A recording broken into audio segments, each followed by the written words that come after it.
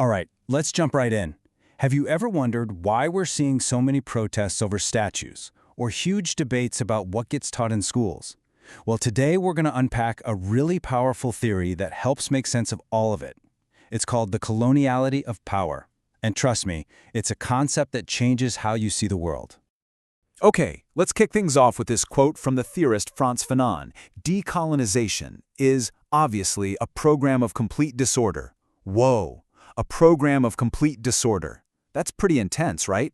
He's telling us right from the start, this isn't about some minor political tweak. We're talking about turning the entire world order upside down. So, to make this less abstract, let's travel back to 2015. It all kind of blew up with the statue. In South Africa, a student movement called #Rhodes_Must_Fall started with what seemed like a simple demand: get rid of this statue of the colonialist Cecil Rhodes. But this single act is what really catapulted these decolonial ideas onto the world stage. But here's the thing, and the protesters were super clear about this. It was never really about the statue. That piece of bronze was just a symbol for something much, much bigger, a kind of hidden system that's still running in the background, shaping our world. So the big question is, what is this system? And that leads us right to our first big idea, the coloniality of power. Here's the core of it. You know how most countries aren't formal colonies anymore? Like, they have their own governments and flags? Well, this theory says that even though the administration is gone, the logic of colonialism, the software, if you will, is still running. So what exactly is coloniality? Well, it's that leftover logic, that ghost in the machine. It's the idea that all those power structures and hierarchies that were set up way back in the colonial era, they didn't just vanish when the colonizers left. Nope, they're still here, baked into our economies, our politics, and even into our very own minds. And this is where it gets really sneaky. Thinker Walter Mignolo points out that this system doesn't walk around announcing itself. It wears a disguise. It cloaks itself in nice-sounding words like modernity, progress, and salvation. It's this invisible force pushing things along, and most of the time, we don't even realize it's there. So how does this hidden system actually work? A thinker named Ramon Grosfoguel gives us a great map. He calls it the matrices of coloniality. And the key word there is matrices, plural. It's not just one thing. It's a whole tangled web of hierarchies that all showed up at the same time. We're talking about a new global class system based on things like slavery and wage labor, a division of the world into a rich core and a poor periphery, a political system run by European men, and of course, hierarchies based on race, gender, spirituality, and even what counts as real knowledge. And that's not even the full list. The most important part to get is that they're all connected. They all hold each other up. Okay, so we've talked about this giant, abstract system, but what does it actually feel like to live inside it, on a human level? This is where we get to our next big idea, the coloniality of being. This is all about the personal, human cost. And Fanon, again, just hits you with these incredibly powerful phrases. He said that to be colonized is to be forced into a zone of non-being. Just let that sink in for a second. The zone of non-being.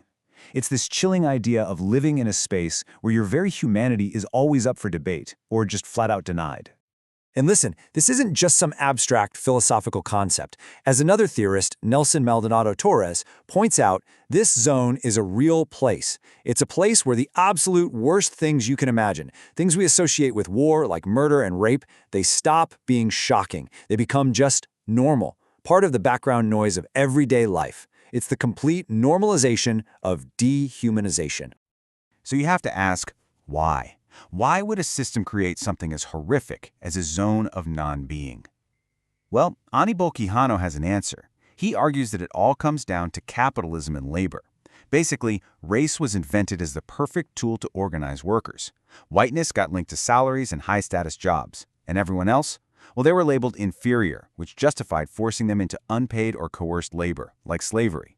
That racial hierarchy became the reason, the excuse, for all the violence that happens in that zone. But it doesn't stop with controlling bodies and money. The system was also a battle for the mind. And that brings us to our third stop, the coloniality of knowledge. This is all about how that hidden logic shapes not just what we think, but how we're even allowed to think. There's a really powerful word for this from a thinker named Boaventura de Sousa Santos. He calls it epistemicide. Episteme means knowledge, and side means killing, so literally the killing of knowledge. Just think about that. As colonialism expanded, entire worldviews, indigenous science, philosophies, spiritualities, languages, they weren't just ignored, they were actively destroyed or labeled as superstition, as worthless. And one of the main tools in the toolkit for this was a way of thinking that's sometimes called Manichaean.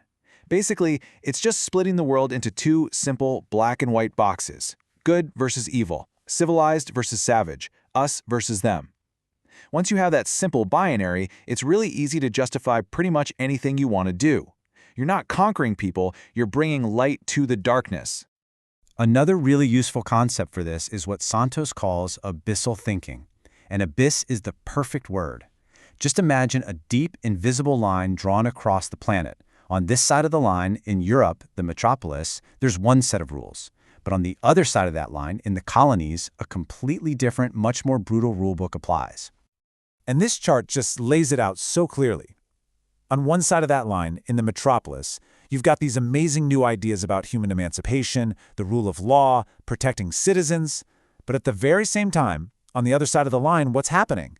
The exact opposite. Land is being stolen, people are subjected to extreme violence, and resources are just ripped out of the ground. It's like two different planets existing at the same time, separated only by that invisible abyssal line. Okay, so we've laid out the diagnosis: a hidden system of power, a human cost, a battle for the mind. So what's the cure? What do we do about it? That brings us to the decolonial agenda for change. But it also brings us to some really important critiques of this whole way of thinking. So, the decolonial agenda. Look, it is not playing small ball. This isn't about a few tweaks here and there. It's a massive, long-term project to challenge the very foundations of our modern world. It's about fighting for what's called cognitive justice, basically the right for people to think from their own experiences and histories. It's about supporting indigenous and anti-imperial movements on the ground. And the ultimate goal? It's to create what they call a pluriversal world. That means not just one universal way to live, but a world where many, many different worlds and ways of being can fit. But like any big idea, this one gets some serious pushback. Critics raise some tough questions. For example, what about places like South Korea or Taiwan? These developmental states that got really successful, did they really fit into this model? Another big question is about resistance. Can you ever really be outside of modernity to fight it? Or are you always using the master's tools, so to speak?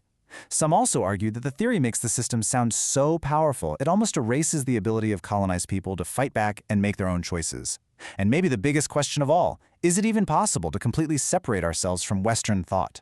I mean, ideas about liberation and equality also came out of that tradition. It's a real paradox. So, at the end of the day, the theory of coloniality is an incredibly powerful lens. It gives us a new way to look at our history and to understand the world we're living in right now. But the real challenge, the question that's still being debated, is this. Does this theory just help us understand the problem, or can it actually give us the tools we need to build a genuinely different future? It's a huge question and one worth thinking about. Thanks for joining me on this deep dive.